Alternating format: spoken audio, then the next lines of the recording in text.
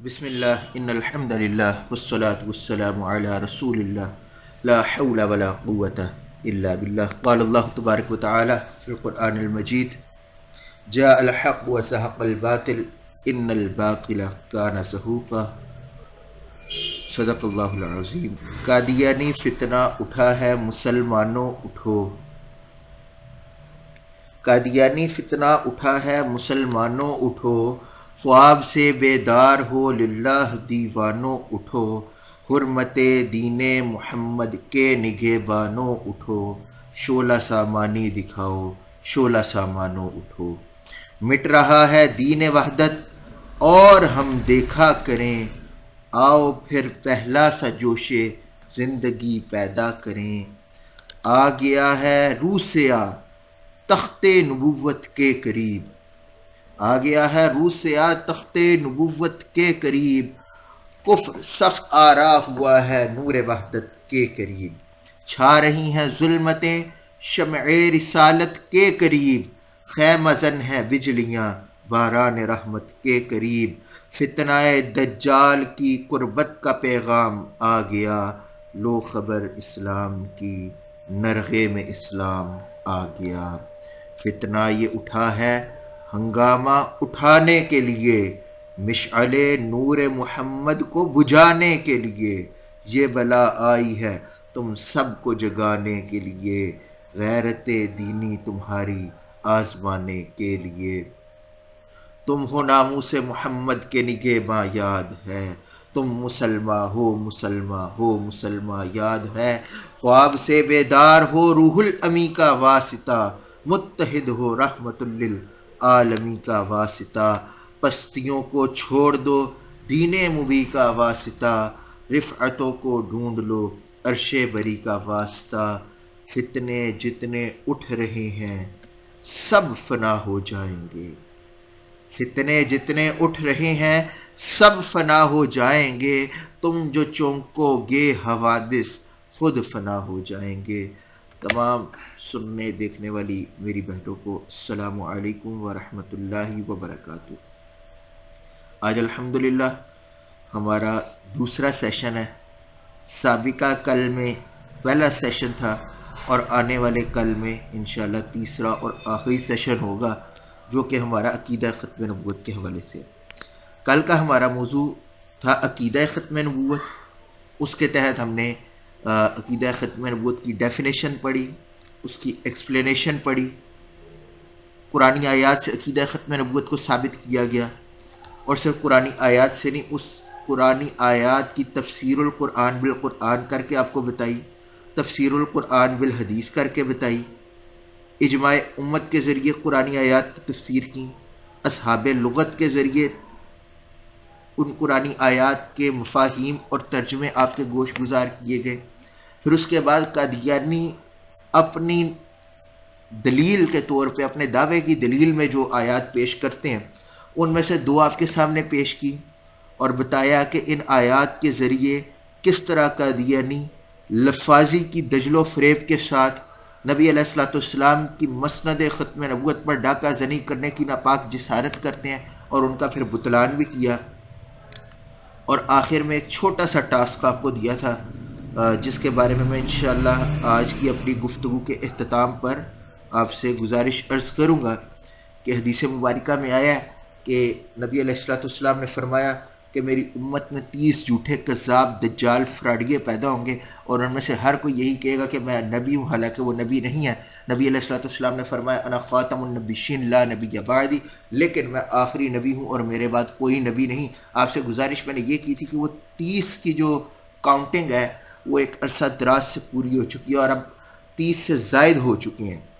تو قادیانی تو کہتے ہیں 30 جھوٹے آنے تھے لیکن ایک سچا آنا تھا، کچھ قادیانی کہتے ہیں جی 30 تک تو جھوٹے تھے، 30 کے بعد جو 31واں نمبر ہے وہ سچے کا ہے، اس لیے مرزا صاحب سچے ہیں۔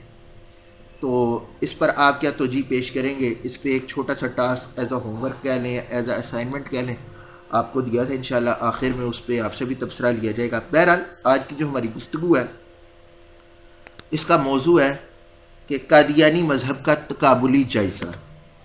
پہلے میں جس موضوع پر آج گفتگو کرنی ہے اس کی اہمیت آپ کے گوش گزار کر دوں کہ اسی موضوع پر گفتگو کرنے کی ضرورت کیوں محسوس ہوئی یا اسی موضوع پر گفتگو کرنے کی اہمیت کیا ہے. میں اب اکثر مثالیں مختلف ہیں کیونکہ ہمارا ڈائریکٹ قادیانیوں کے ساتھ واسطہ رہتا ہے، جیسا کہ محترمہ بین صاحبہ نے بھی فرمایا کہ عرصہ کم و بیش 10 سال، ویسے 10 سال سے زائد ہو گئے لیکن 10 سال مین سٹریم پہ فرنٹ لائن پہ قادیانیوں کے ساتھ مناظرہ، مباحثہ، مجادلہ اس میدان میں، ان کے ساتھ ڈیبیٹ کے میدان میں، قادیانیوں کے ساتھ ڈائریکٹ دعوت و تبلیغ کے میدان میں ہوئے. تو مختلف تجربات، مشاہدات ہوتے رہتے ہیں. میں آپ کو غالباً یہ رمضان المبارک سے 2 دن قبل کی بات ہے کہ مجھے ساؤتھ افریقہ کے ایک نمبر سے میسیج آتا ہے انگریزی زبان میں. اسلام دعا ہوتی ہے، کنورسیشن ہوتی ہے. ہم عموماً جب بھی کوئی ان نون پرسن رابطہ کرتا ہے، چاہے وہ پاکستان سے یا پاکستان سے باہر سے، تو ہم ابتدائی طور پہ اسے یہ پوچھتے ہیں کہ آپ مرزا غلام قادیانی کو کیا سمجھتے ہیں، یا یہ پوچھتے ہیں کہ کیا آپ قادیانی ہیں. کیونکہ ہمارے پاس 2 کیٹیگریز ہیں، ایک نان قادیانیز یعنی مسلمز اور ایک قادیانیز. پھر اس کے مطابق اس کے ساتھ ٹریٹ کیا جاتا ہے. تو وہ کوئی نوجوان تھا، ساؤتھ افریقہ کا تھا، اور افریقہ میں قادیانیت بہت زیادہ ہے. اس کی وجہ یہ ہے کہ غریب ملک ہے. قادیانی وہاں لوگوں کو کچھ ہلکی پھلکی مدد کر کے اور انہیں دھوکہ دے کے اسلام کے نام پر مرزا قادیانی کی تبلیغ کر کے اپنے ساتھ جوڑ لیتے ہیں. اس لڑکے نے اپنا نام بتایا، سدیس اس کا نام تھا. اس نے مجھے کہا کہ میں نے سوشل میڈیا سے آپ کا نمبر لیا کہ آپ دعوتی اعتبار سے کام کر رہے ہیں، دعوت دین کے اعتبار سے کام کر رہے ہیں. تو میں نے کہا ٹھیک ہے، حکم فرمائیں. تو کہتا کچھ نہیں، بس میں اس لیے چاہتا تھا کہ آپ کے سٹیٹس وغیرہ دیکھ لوں یہ وہ. میں نے اسے پوچھا کہ آپ قادیانی ہیں؟ وہ کہتا قادیانی نہیں ہوں، لیکن میں اسے پہلی بات یہ کہ قادیانی کا نہیں پتہ تھا. وہ اس نے کہا جی قادیانی کون ہوتے ہیں؟ میں نے کہا احمدی. کہتا ہاں ہاں احمدی. اب ایک بات یہاں اہمیت کی حامل ہے کہ قادیانی یا مرزائی نام سے آپ واقف ہیں، میں واقف ہوں، اردو بولنے لکھنے والا، سمجھنے سننے والا واقف ہے. لیکن جیسے ہی ہم ایسے خطے سے باہر جاتے ہیں جہاں پہ اردو بولی نہیں جاتی، سمجھی نہیں جاتی، وہاں پہ یہ اپنے آپ کو قادیانی نہیں ظاہر کرتے، یہ اپنے آپ کو احمدی کہتے ہیں، اور اپنے آپ کو احمدی مسلمز، ریئل مسلمز اور اس طرح کے الگ سلوگنز اور نیم یوز کرتے ہیں. اس نے کہا ہاں جی احمدی مسلمز کو تو میں جانتا ہوں. تو چونکہ اردو زبان سے اس کی واقفیت نہیں تھی، انگریزی زبان میں اس کے ساتھ کنورسیشن چل رہی تھی، تو میں نے کہا اچھا یہ در حقیقت ان کو قادیانی ہے، یہ اپنا نام اسلام کے مطابق جوڑنے کے لیے سابق لاحقے ملاتے رہتے ہیں، اپنے آپ کو احمدی بھی کہیں گے اور واٹ ایور جو بھی کہیں گے. بہرحال تو اس نے مجھے کہا جی میں احمدی تو نہیں ہوں، لیکن میں نے بہت جلد احمدیزم جوائن کر لینا ہے. میں نے کہا وہ کیوں؟ کہتا جی میں ان کے اسکول میں پڑھا ہوں، بہت اچھے لوگ ہیں. میں نے کہا اچھا اگر آپ ان کے اسکول میں پڑھے ہیں، وہ اچھے لوگ ہیں، اب میں پریشان کہ اب میں اسے کس طریقے سے گائیڈ کروں. تھوڑی سی اور اس کی ہسٹری میں نے تھوڑی سی ٹٹولنے کی کوشش کی تو پتہ لگا اس لڑکے نے 2015 میں عیسائیت سے اسلام قبول کیا تھا، پوری فیملی مسلمان ہوئی تھی. اور اب بائی چانس اب پتہ تو نہیں، کسی کے منہ پہ تو نہیں لکھا ہوتا کہ یہ قادیانی ہے. وہ قادیانیوں کے اسکول میں پڑھتا رہا، قادیانیوں سے متاثر تھا، قادیانی ہونا چاہتا تھا. اس بارے میں اس نے میرے سے کچھ پتہ نہیں کیا انفارمیشن لینی تھی یا کیا ذہن میں لے کے آئی، یہ اللہ بہتر جانتا. لیکن ہوا بعد میں کیا، جب اس نے اتنی بات کی تو پھر میں نے اسے بڑے پیار سے سمجھایا کہ بھائی جان یہ مسلمان نہیں ہیں، یہ تو کافر ہیں. وہ پریشان ہو گیا کہ یہ کافر کیسے ہیں. پھر میں نے اسے مرزا غلام قادیانی کی کتابیں کھول کھول کے اس کے کفریات دکھائے. اگرچہ مرزا غلام قادیانی کی کتابیں تو اردو میں ہیں، تو میں نے اتنے ایریے کو گوگل ٹرانسلیٹر سے ٹرانسلیٹ کر کے اسے سینڈ کیا تاکہ وہ یہ نہ سمجھے کہ یہ بھائی صاحب اپنی من پسند کا ترجمہ کر رہے ہیں، اب عبارت اور ٹرانسلیشن کچھ اور کر رہے ہیں، کیونکہ اردو زبان سے تو اس کی واقفیت نہیں ہے. تاکہ وہ بھی کراس چیک کر لے. ایک ہمارے درمیان middle source, authentic source Google ہے، وہ اس تک رسائی کر لے. المختصر یہ کہ الحمدللہ بہت جلد ہی وہ لڑکا اس بات کو مان گیا کہ واقعی یہ تو اسلام نہیں ہے، یہ تو کفر ہے، اور یہ غلاظت کا ڈھیر، اور مرزا قادیانی کافر اعظم تھا.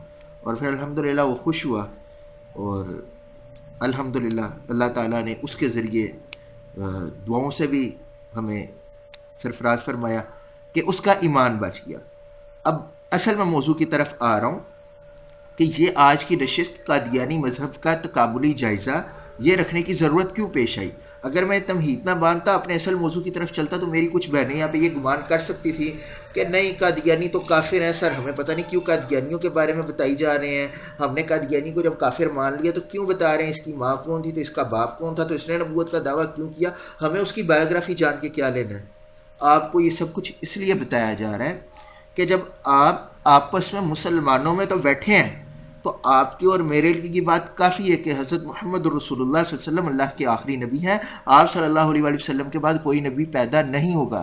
لیکن جیسے ہی آپ اس حلقے سے باہر نکلتے ہیں آپ کو سوالات کا سامنا کرنا پڑتا ہے، تو اگر کوئی قادیانی زدہ شخص ہے یا قادیانی ہے، یعنی ڈائریکٹ کوئی قادیانی ہے وہ آپ سے کوشچن آنسر کر رہا ہے یا آپ اسے تبلیغ کر رہے ہیں، یہ کوئی قادیانی زدہ ہے، جیسے وہ ہمارا بھائی سدیس قادیانی زدہ تھا، یعنی کہ قادیانیوں کی صحبت میں بیٹھنے والا تھا، اسے نہیں پتا تھا لیکن قادیانیوں سے ڈی ٹریک کر رہے تھے، تو اسے اویئرنیس دینے کے لیے آپ کو مرزا قادیانی کو بھی جاننا پڑے گا، قادیانی لٹریچر پہ بھی آپ کی نظر ہونی چاہیے اور قادیانی عقائد پر بھی آپ کی جان پہچان ہونی چاہیے، پھر آپ قادیانیوں میں رہ کر تبلیغ کر سکتے ہیں۔ یہ ایک چھوٹی سی مثال۔ اب آتا ہوں میں اپنی گفتگو کی طرف کہ آج کا جو موضوع ہے قادیانی مذہب کا تقابلی جائزہ۔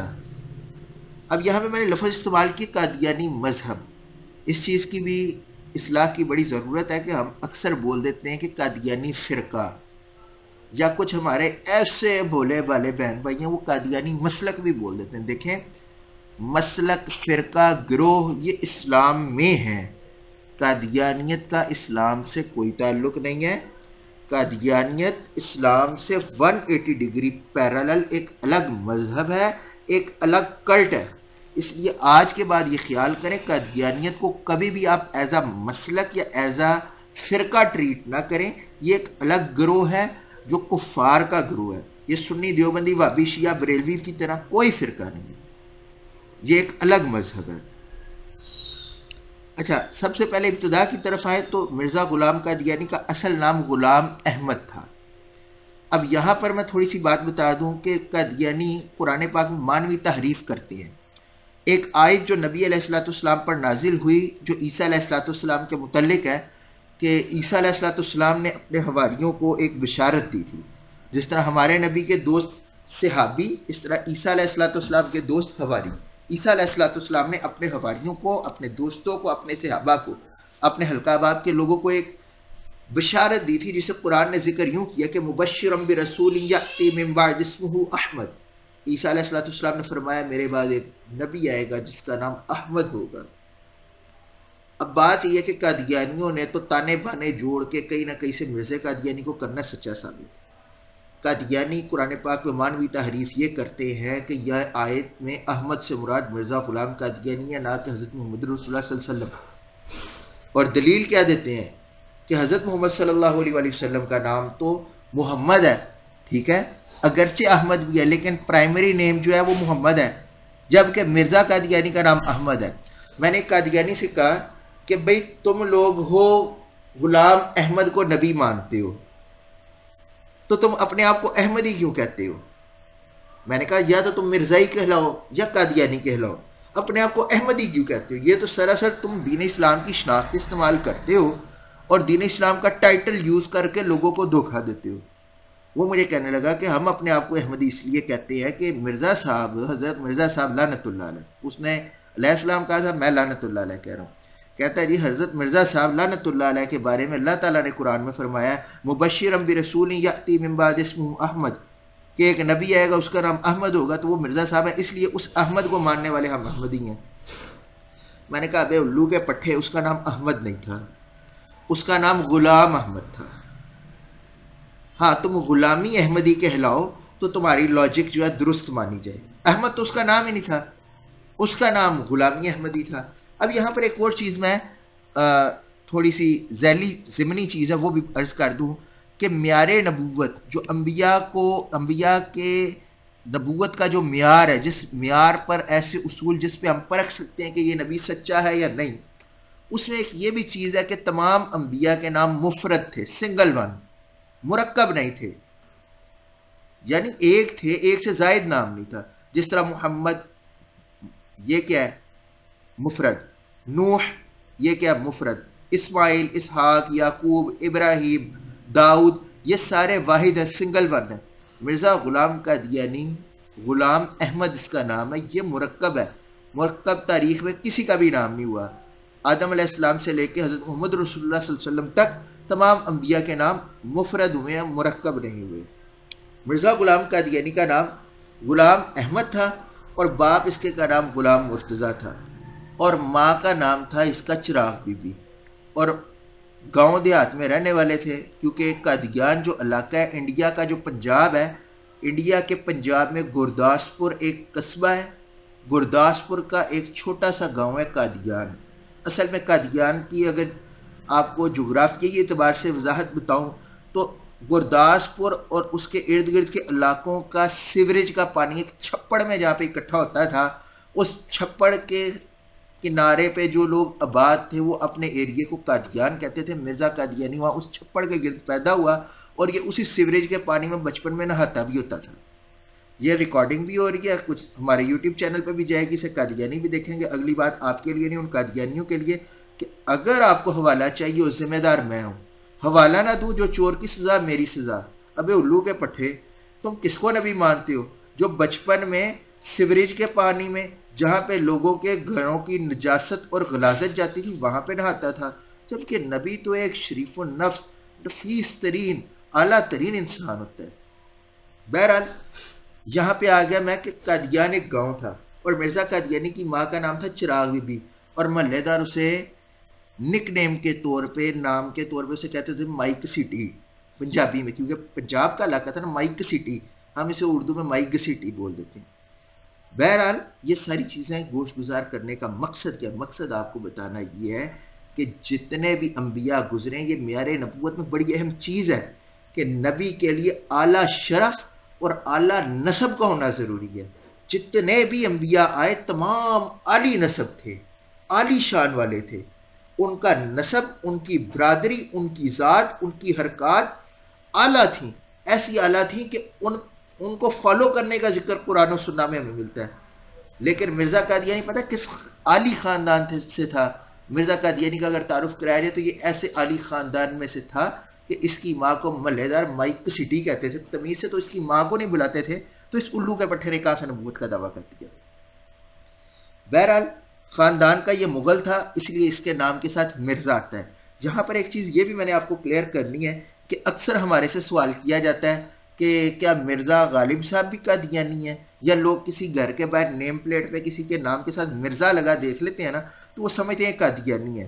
اس کنفیوژن کو میں دور کر دوں کہ ہر مرزا قادیانی نہیں ہے، بلکہ جو لوگ بائی کاسٹ، ذات کے اعتبار سے مغل ہوتے ہیں، ٹھیک ہے، اور مغلوں میں بھی ایک سب کاسٹ ہے، سارے مغل مرزے نہیں ہیں، کئی مغل اپنے نام کے ساتھ مرزا لکھتے ہیں۔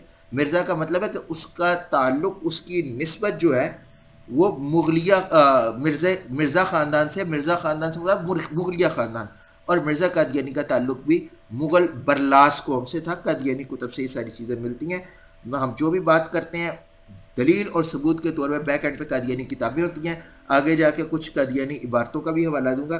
اچھا، آگے اگر کردار کی طرف آئیں کہ مرزا غلام قادیانی کا کردار کیسا تھا، تو انتہائی برا کردار۔ مرزا غلام قادیانی کا انتہائی برا کردار تھا۔ مطلب برا کردار کیسے؟ بچپن میں باپ دادے کی پینشن چوری کر کے بھاگ گیا۔ اب ہم یہی قادیانیوں سے سوال کرتے ہیں کہ تم لوگ مرزا قادیانی کو نبی مانتے ہو، تم لوگ کہتے ہو اس نے نبی علیہ الصلوۃ والسلام کی اتنی اطاعت کی کہ آقا علیہ الصلوۃ والسلام نے اسے نبوت عطا فرما دی۔ او بھائی، مرزا قادیانی تو پینشن چور تھا، بچپن میں ہی چوری کرنے کی ایسی عادت ڈلی ہوئی تھی کہ باپ کی پینشن لے کے بھاگ گیا چوری کر کے، اور جب پینشن کے پیسے جب ختم ہو گئے پھر آیا، اور پھر گھر سے جو اس کی بستی۔ بہرحال صرف یہی نہیں، بچپن میں سے ہی یہ گندی عادتوں کا مالک تھا، گھر سے چینی چوری کیا کرتا تھا۔ اب آپ سوچ کے سن کے یہ حیران ہو رہے ہوں گے کہ یہ کیسی باتیں ہو رہی ہیں، یہ حقیقت ہے۔ بتانے کا مقصد یہ ہے کہ ایسا چیپ انسان، ایسا گھٹیا انسان جو بچپن میں چوریوں کی عادتوں میں ملوث ہو، کیا وہ نبی ہو سکتا ہے؟ یقیناً یہ چیزیں آپ کے لیے تو اتنی اہم نہیں ہیں، لیکن جب ہم کسی قادیانی زدہ اور قادیانی کے سامنے یہ باتیں کرتے ہیں تو انہی چیزوں سے اللہ تعالیٰ اسے اگر سوچنے سمجھنے کی توفیق عطا فرمائے کہ معیار نبوت میں ایک شریف و انسان ہونا ضروری ہے. لیکن مرزا قادیانی تو بچپن سے ہی چور تھا, بچپن سے ہی گھر سے چینی چوری کرتا تھا. تھوڑا بڑا ہوا باپ نے پینشن لینے بھیجا, گیا امام دین کے ساتھ, اپنے کزن کے ساتھ, اس کا نام تھا امام دین, پینشن لے کے بھاگ گیا باپ کی. جب تک پیسے ختم نہیں ہو گئے وہ اڑاتا رہا. اور پینشن کے پیسوں سے کیا کرتا تھا؟ تھیٹر دیکھتا تھا, ڈرامے دیکھتا تھا, فلمیں دیکھتا تھا. اب ایک قادیانی سے میری گفتگو ہوگی, میں نے کہا مرزا قادیانی تو تھیٹر بھی دیکھا کرتا تھا, مرزا قادیانی اسٹیٹ ڈرامے جا کے دیکھا کرتا تھا. تو ایسا انسان جو ایسی عادات غلیظہ کا مالک ہو, کیا وہ نبی ہو سکتا ہے؟ قادیانی بڑا سیانا تھا. قادیانی کہتا جی یہ آپ نے بات کیسے کر دی ہے, جی مرزا صاحب جو اسٹیٹ ڈرامے تھیٹر دیکھتے ہوتے تھے. میں نے قادیانیوں کی کتاب کھولی, میں نے کہا یہ دیکھو جی, یہ لکھا ہے کہ حضرت مرزا صاحب نے لکھا ہے کہ میں بھی ایک دفعہ تھیٹر دیکھنے کے لیے گیا. وہ کہتا اچھا مولوی تم بڑے چلاک ہو, تم ہماری کتابوں کی عبارتیں کاٹ کے سابق کے لاحق کے آگے پیچھے سے کاٹ کے درمیان میں سے بات نکال لاتے ہو. جیسے انجینئر مرزا جونیئر کے جو فالوورز ہیں نا, وہ کہتے ہیں آپ مرزا جونیئر کی باتیں نا انجینئر کی آگے پیچھے سے ویڈیو کاٹ کے سینٹر سے لے آتے ہیں. میں نے کہا بھائی میں آگے پیچھے سے بھی پڑھ لیتا ہوں, مجھے اس میں کیا حرج ہے. کہتا ہے اس سے آگے پڑھو کیا لکھا ہے. میں نے کہا پڑھا, آگے لکھا ہوا ہے مرزا صاحب کہتے ہیں میں تھیٹر گیا اس لیے تاکہ دیکھا جائے وہاں پہ کیا ہوتا ہے. تو کہتا دیکھا مرزا صاحب تو صرف دیکھنے گئے تھے کہ وہاں پہ کیا ہوتا تھیٹر میں. میں نے کہا واہ بہت معصوم ہو. میں نے کہا تمہیں نہیں پتا تھیٹر میں کیا ہوتا ہے. میں نے کہا اب کوئی بندہ شراب پیے اور جواز یہ نکالے, اے جی میں چیک کرنا شراب کا ذائقہ کیسا ہوتا ہے, پائن سور کا گوشت کھا لے جو حرام ہے, اور کہ جی میں نے لذت چیک کرنی ہے. لوگ کہتے ہیں بڑا پاورفل ہوتا ہے, اس کی میں نے طاقت چیک کرنی ہے, کتنا طاقتور بھی ہوتا ہے کہ لوگ جھوٹ بول رہے ہیں. ورنہ زنا کرے اور کہ دیکھنا تھا, زنا کا گناہ ہوتا ہے, ثواب ہوتا ہے, اس کی نوست ہوتی ہے, کیا ہوتی ہے. ابھی الو کے پٹھے بک بک کر رہے ہو. تھیٹر میں کیا ہوتا ہے ساری دنیا جانتی ہے, وہاں حرام کاری ہوتی ہے, بے غیرتی ہوتی ہے, آنکھوں کا زنا ہوتا ہے, اور کیا ہوتا ہے. خاموش کا یعنی خاموش. بتانے کا مقصد یہ ہے کہ ایک بندہ جس میں دنیا بھر کی بری عادات اور برے خصائل پائے جائے, کیا وہ نبی ہو سکتا ہے؟ یقیناً وہ نبی نہیں ہو سکتا. اچھا یہاں پر تصویر کا ایک رخ تو یہ ہے کہ مرزا غلام قادیانی میں یہ کمزوریاں اور عیوب تھے جو آپ کو بتائیں.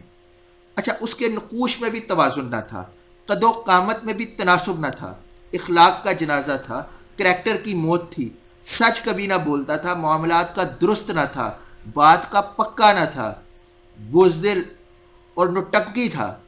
اچھا تقریر و تحریر ایسی لکھی کہ پڑھ کے متلی آتی ہے, الٹی آتی ہے, گندے الفاظ. لیکن میں آپ سے عرض کرتا ہوں کہ اگر اس میں کوئی بھی کمزوری نہ ہوتی, مرزا قادیانی میں کوئی بھی کمزوری نہ ہوتی, وہ مجسمہ حسن و جمال ہوتا, قوا میں تناسب ہوتا, چھاتی 45 انچ کی ہوتی, کمر ایسی کہ CID کو بھی پتہ نہ چلتا, بہادر ہوتا, مرد میدان ہوتا, کریکٹر کا آفتاب اور خاندان کا مہتاب ہوتا, شاعر ہوتا, پھر دوسری وقت ہوتا, ابو الفضل اس کا پانی بھرتا, خیام اس کی چاکری کرتا, غالب اس کا وظیفہ خوار ہوتا, انگریزی کا شیکسپیئر اور اردو کا ابو الکلام ہوتا. پھر بھی نبوت کرتا تو کیا ہم اسے نبی مان لیتے؟ محترم سامعات, اگر سیدنا علی رضی اللہ تعالی عنہ دعویٰ کرتے کہ جسے تلوار حق نے دی اور بیٹی نبی نے دی, سیدنا ابو بکر صدیق, سیدنا عمر فاروق اعظم, سیدنا عثمان غنی بھی دعویٰ کرتے, تو بتائیں کیا ہم نبی مان لیتے؟ نہیں, بالکل بھی نہیں. کیوں؟ کیونکہ نبی علیہ الصلوۃ والسلام کے بعد کائنات میں کوئی ایسا انسان نہیں جو تخت نبوت پہ سج سکے اور تاج امامت و رسالت جس کے سر پہ ناز کر سکے. ایک طرف تو ہم یہ دیکھتے ہیں نا کہ مرزا قادیانی خاندان کا بھی گندا, ماں باپ کے بھی اس کے برے کردار, اپنی شکل دیکھ لیں, ایک آنکھ کانی اور دوسری آنکھ پینگی. یقین کریں یہ ایک بہترین قسم کا انسان ہوتا, تب بھی یہ نبی نہیں تھا, کیونکہ تخت نبوت اور تاج امامت و رسالت صرف میرے آقا علیہ الصلوۃ والسلام کے بعد کوئی نبی پیدا نہیں ہو سکتا.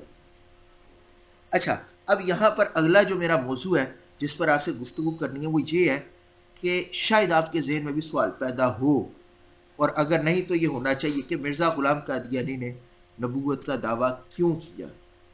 ہم کہتے ہیں نا بھائی اس نے جھوٹی نبوت کا دعویٰ، آخر کیا وجہ تھی کہ اس نے نبوت کا جھوٹا دعویٰ کیا، وجہ کیا تھی؟ اب اس وجہ کو بتانے کے لیے آپ کو کچھ تاریخی پس منظر بتاؤں گا۔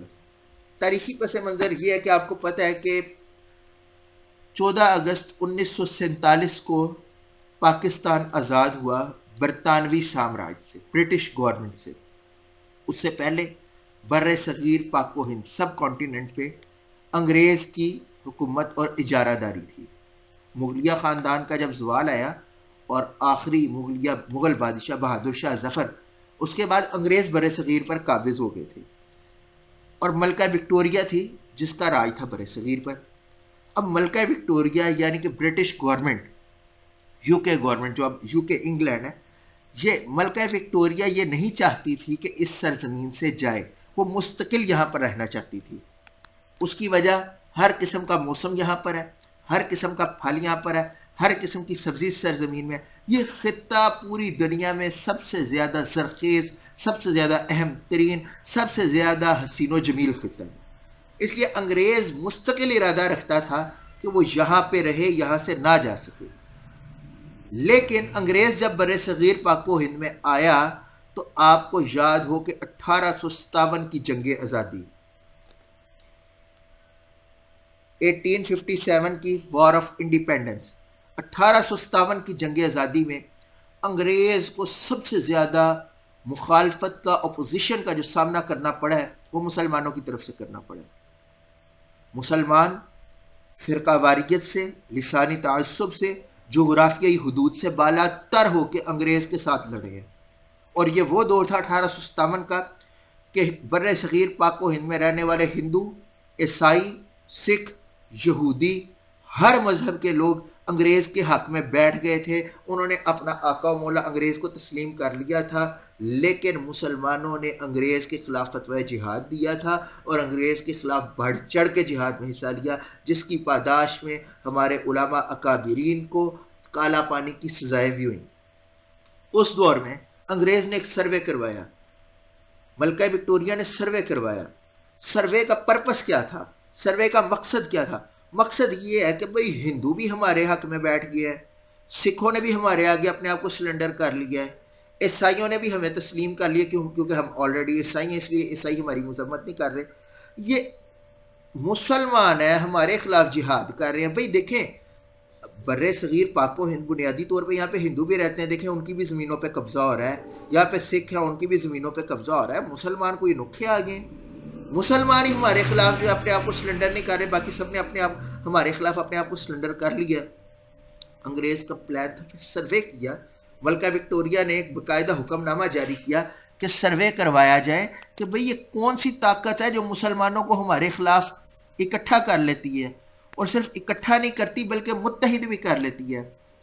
میں ٹو بی آنیسٹ سچی بات کر رہا ہوں، باقاعدہ ایک سروے ہوا، ریٹن رپورٹ ملکہ وکٹوریہ کو برٹش گورنمنٹ کو پیش کی گئی، اور انہیں 2 فیکٹر بتائے گئے، 2 ایلیمنٹ بتائے گئے کہ یہ 2 فیکٹرز ہیں، یہ 2 ایلیمنٹ ہیں، یہ 2 وجوہات ہیں، یہ 2 علتیں ہیں، یہ 2 سبب ہیں کہ یہ مسلمانوں میں پائے جاتے ہیں، اس لیے ہمارے خلاف جہاد کرتے ہیں، اس لیے ہمارے خلاف اکٹھے ہو جاتے ہیں، اور اگر یہ 2 فیکٹر رہے تو ہم کامیاب نہیں ہیں، اگر یہ دونوں فیکٹر ختم کر دیے تو پھر ہم مستقل یہاں پہ رہیں گے، ہمیں کبھی کوئی نکال نہیں سکے گا۔ پہلا فیکٹر جو انہیں بتایا گیا وہ یہ تھا کہ مسلمانوں کا ایک مرکزی نقطہ ہے، ایک سینٹر پوائنٹ ہے، ایک نقطہ وحدت ہے، ایک مرکز ہے، اور وہ مرکز ان کے نبی حضرت محمد الرسول اللہ صلی اللہ علیہ وآلہ وسلم کی ذات بابرکت ہے۔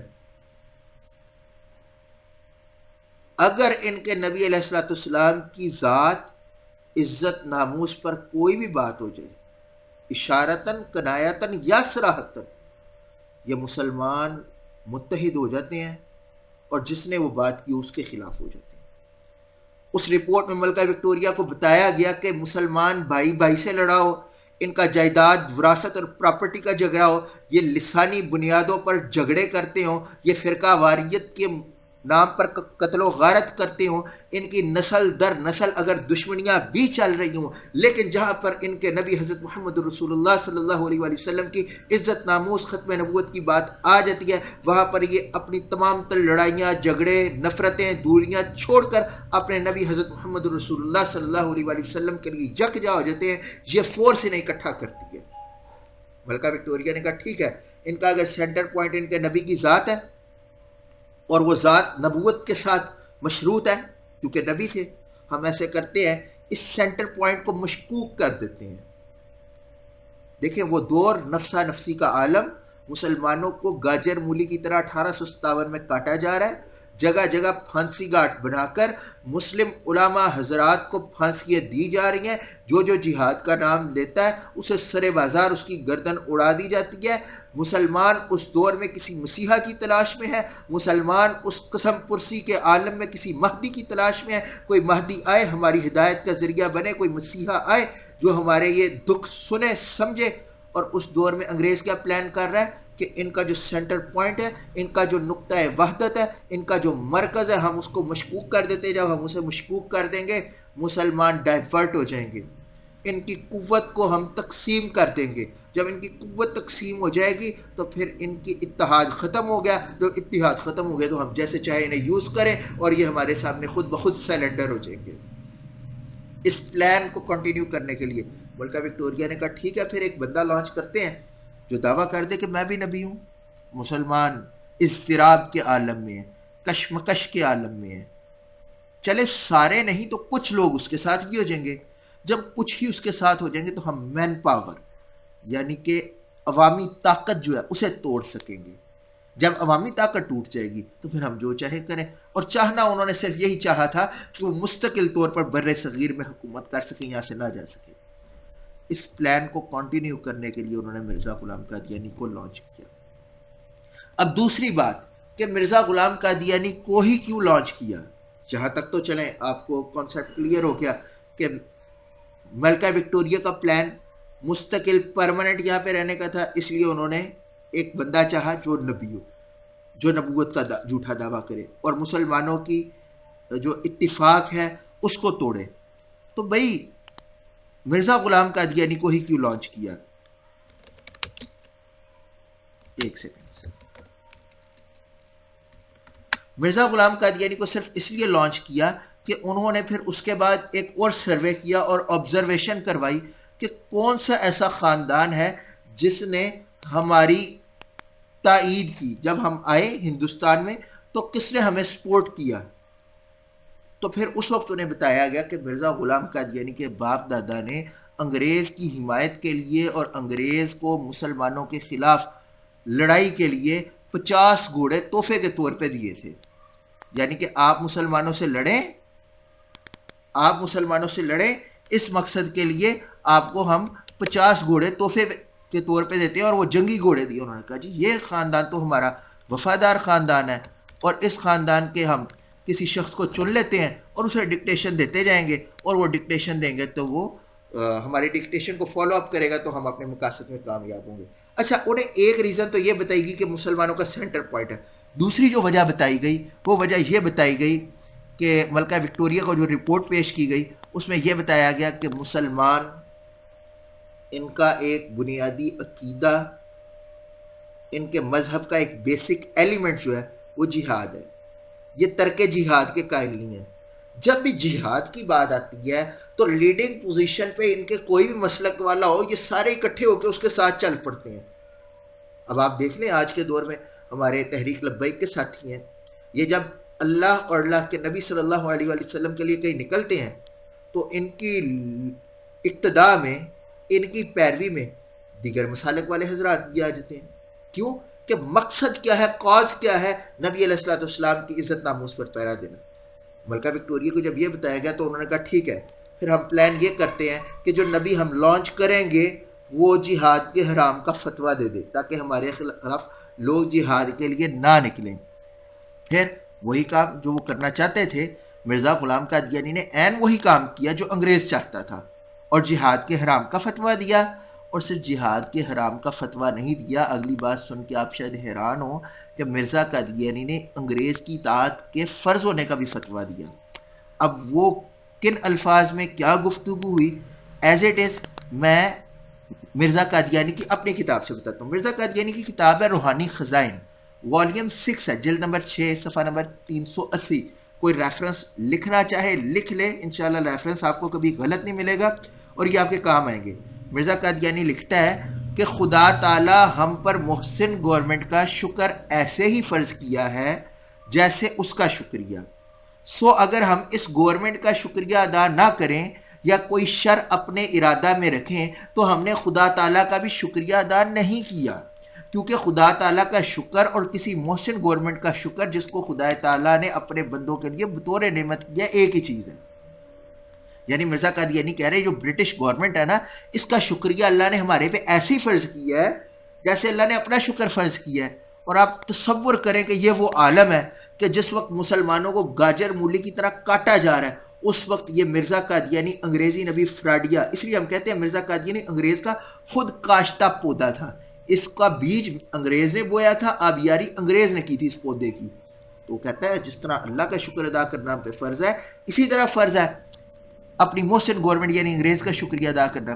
اور اسی صفحے کے آخر میں کہتا ہے سو میرا مذہب جس کو میں بار بار ظاہر کرتا ہوں یہی ہے کہ اسلام کے دو حصے ہیں. ایک یہ کہ خدا تعالیٰ کی اطاعت کریں، دوسرا اس سلطنت کی جس نے امن قائم کیا ہو، جس نے ظالموں کے ہاتھ سے اپنے سائے میں ہمیں پناہ دی ہو، سو وہ حکومت برطانیہ ہے. اب یہ میں پوچھتا ہوں قادیانیوں سے کہ تم لوگ کہتے ہو کہ ہم مسلمان ہیں، ہم قرآن و حدیث کو فالو کرنے والے ہیں، ہم حقیقی مسلمان ہیں.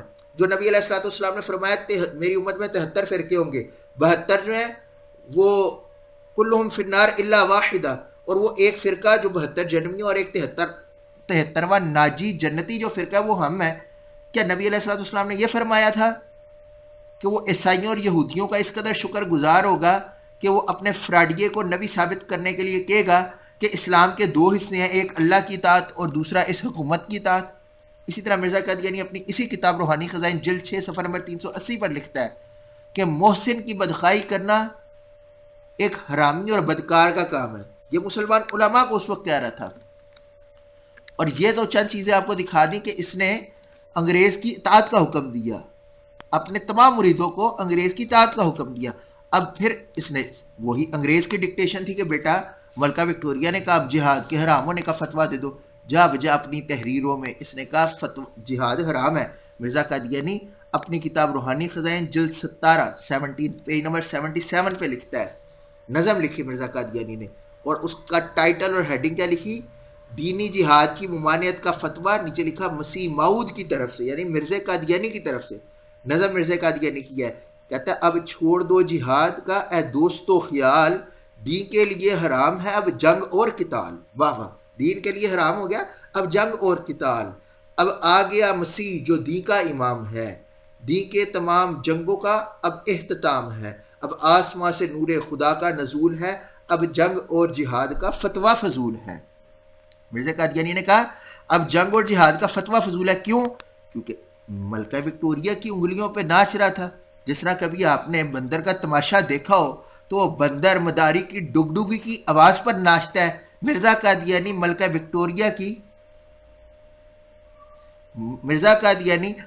وکٹوریہ کے اشاروں پر ناچ رہا تھا. اچھا، جب اس نے جہاد کے حرام ہونے کا فتویٰ دیا تو سبحان اللہ، پھر شاعر مشرق حضرت علامہ اقبال رحمۃ اللہ علیہ آپ نے بھی اس کے خلاف پھر نظم لکھی. اور وہ نظم میں آج لازمی طور پہ یہاں پہ آپ کی گوش گزار کرنا چاہوں گا. اکثر ہمارے لوگ کہتے ہیں، اور بلکہ قادیانی یہ شور کرتے ہیں، مرزا علامہ اقبال جو تھے یہ تو مرزا قادیانی کے مداح تھے اور قادیانیوں کی انہوں نے بڑی سپورٹ کی ہے. اور ہمارے کئی مسلمان دوست غلط فہمی کا شکار ہو کے علامہ اقبال پر قادیانی ہونے کا الزام لگاتے ہیں، جبکہ سراسر جھوٹ ہے، 100% جھوٹ ہے. ہم اس پر درجنوں صفحے لکھ سکتے ہیں کہ مرزا علامہ اقبال صاحب جو ہے وہ قادیانی نہیں تھے، انہوں نے مرزا قادیانی کا اور قادیانیت کا رد کیا. اب جب مرزا قادیانی نے یہ نظم لکھی، علامہ اقبال صاحب بھی شاعر تھے. علامہ اقبال صاحب کیا فرماتے ہیں؟ علامہ اقبال فرماتے ہیں، اور یہ نظم جہاد کے نام پہ کلیات اقبال میں بھی موجود ہے، ہر جگہ بھی مل جائے گی. علامہ اقبال فرماتے ہیں کہ فتویٰ ہے شیخ کا یہ زمانہ قلم کا ہے، دنیا میں اب رہی نہیں تلوار کارگر۔ وہ کہتے ہیں شیخ صاحب یعنی مرزا صاحب کا فتویٰ آ گیا ہے کہ یہ زمانہ اب قلم کا ہے، اب یہ جہاد کا زمانہ نہیں ہے، اب یہ کیلو کال کا زمانہ ہے، اب یہ قلم سے لکھا جائے گا، تلوار کا زمانہ نہیں رہا۔ وہ کہتے ہیں فتویٰ ہے شیخ کا، شیخ سے مراد مرزا قادیانی۔ اب جہاں جہاں پہ نظم میں شیخ آئے گا سمجھ جائیے گا کہ مرزا قادیانی کو وہ علمی طور پہ جوتیاں رسید کر رہے ہیں۔ کیا کہتے ہیں؟ فتویٰ ہے شیخ کا یہ زمانہ قلم کا ہے، دنیا میں اب رہی نہیں تلوار کارگر، لیکن جناب شیخ کو معلوم کیا نہیں، مسجد میں اب یہ واز ہے بے سود و بے خطر۔ علامہ اقبال صاحب فرماتے ہیں کہ لیکن جناب شیخ مرزا صاحب تمہیں نہیں معلوم کیا کہ اب یہ مسجد میں یہ واز بے سود و بے خطر ہے، تمہارا یہ واز مسجد میں کرنا کہ جہاد حرام ہے یہ بے سود و بے خطر ہے۔ اس کی وجہ یہ ہے کہ مسلمانوں کے دل ٹھنڈے ہو گئے ہوئے ہیں۔ یہ ٹھنڈے دودھ کو پھونکے مارنے والی بات ہے، یہ ٹھنڈے کوئلوں کو ہوا دینے والی بات ہے۔ کوئلہ جب ٹھنڈا ہو جائے اسے جتنی مرضی ہوا دیتے رہے اس میں چنگاڑی نہیں نکلتی۔ مسلمانوں کے دل ٹھنڈے ہو چکے ہیں، ان کے دل میں، ان کے سینوں میں ایمانی حرارت نہیں ہے، تو اب تم چاہے فتویٰ جہاد کے حرام ہونے کا دو یا نہ دو، یہ تمہارا بے سود و بے خطر ہے۔ اور آگے ڈاکٹر صاحب فرماتے ہیں کہ تیغ و تفنگ دستے مسلمہ میں ہے کہاں، وہ بھی تو دل ہے موت کی لذت سے بے خبر۔ وہ کہتے ہیں مسلمان کے ہاتھ میں تیغ و تفنگ نہیں ہے، اب مسلمان کے ہاتھ میں تیر توپ میزائل نہیں ہے، اور اگر ہو بھی ان کے ہاتھ میں میزائل تو پاکستان کا حال آپ نے دیکھا نہیں ہے، وہ بھی تو دل ہے موت کی لذت سے بے خبر، کہ اگر یہ سب کچھ مسلمان کے پاس ہو بھی تو ایسے ہونے کا کیا فائدہ کہ دل ہی موت کی لذت سے بے خبر ہوئے ہیں۔ اس لیے اب تم فتوی جہاد حرام دو یا نہ دو، ایک جیسی ان کی صورتحال ہے۔ اور آگے کہتے ہیں کہ کافر کی موت سے بھی لرزتا ہو جس کا دل، کہتا ہے کون اسے کہ مسلمان کی موت مر۔ یعنی کافر کی موت سے مراد ہے بستر کی موت، بزدلی کی موت۔ علامہ اقبال صاحب نے کافر کی موت کہا ہے، بزدلی کی اور بستر کی موت کو، جو جہاد سے چھپ کے گھر بیٹھنے والی موت ہے۔ اور مومن کی موت سے مراد ہے میدان جنگ کی موت، جہاد کی موت۔ فرماتے ہیں کہ کافر کی موت سے بھی لرزتا ہو جس کا دل، یعنی کہ جس کا دل گھر بیٹھے مرنے پہ لرزتا ہو، اسے کون کہتا ہے کہ میدان جنگ میں جا کے مر، کہتا ہے کون اسے کہ مسلمان کی موت مر۔ اور آگے کہتے ہیں تعلیم اس کو چاہیے ترک جہاد کی، دنیا کو جس کے پنجہ خونی سے ہو خطر۔ کہتے ہیں آج اس کو ترک جہاد کی تعلیم چاہیے کہ جس کے خونی پنجے سے پوری دنیا ڈر رہی ہے، پوری دنیا کو خطرہ ہے۔ اسرائیل، امریکہ، یورپ جو اس وقت ڈکٹیٹر اور جابر بن کے بیٹھے ہوئے ہیں، امریکہ جدھر چاہتا ہے وہاں پہ تباہی لے آتا ہے، اور کہتے ہیں آج اسی کو ترک جہاد کی تعلیم چاہیے۔ اور اس وقت انگلینڈ، یو کے یعنی ملکہ وکٹوریہ اور انگریز کا پٹھو مرزا قادیانی تھا، اور مرزا قادیانی کو مخاطب کیا کہ ساری دنیا کو تیرے پنجہ خونی سے خطرہ ہے کہ تو لوگوں کا ایمان نوچ رہا ہے اور لوٹ رہا ہے، اور تجھے ترک جہاد کی تعلیم چاہیے۔ آگے کہتے ہیں کہ باطل کے فال و فر کی حفاظت کے واسطے یورپ زرا میں ڈوب گیا دوش تا کمر، کہ باطل کے پروٹوکولز کی حفاظت کے لیے یورپ زرا میں، زرا ہوتی ہے ڈیفینڈنگ کے لیے جو پہنی جاتا ہے لباس جنگ کے دوران، کہتے ہیں دوش تا کمر، سر سے گردن سے کمر تک یورپ خود زرا میں ڈوبا ہوا ہے۔ کس مقصد کے لیے؟ کہ باطل کے پروٹوکولز کی جو ہے نا حفاظت کی جائے۔